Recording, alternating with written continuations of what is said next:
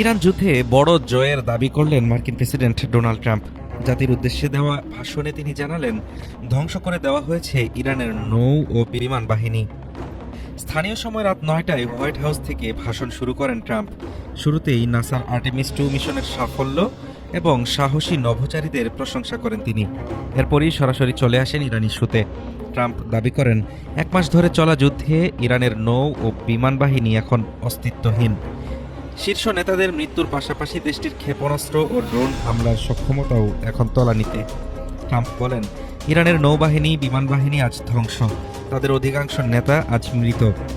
তাদের ড্রোন ও ক্ষেপণাস্ত্র হামলার সক্ষমতা আমরা নাটকীয়ভাবে খর্ব করেছি। যুদ্ধে ইসরায়েল ও আরব মিত্রদের ভূমিকার প্রশংসা করেন তিনি। একই সাথে ভেনেজুয়েলার নেতা নিকোলা মাদুরোকে আটকের ঘটনায় মার্কিন সেনাদের ধন্যবাদ জানিয়ে বলেন, দেশটির সাথে এখন যুক্তরাষ্ট্রের সম্পর্ক ভালো। সোলাইমানি হত্যার প্রসঙ্গ টেনে ট্রাম্প বলেন, যুক্তরাষ্ট্র এখন আর মধ্যপ্রাচ্যের তেলের উপর নির্ভরশীল নয়।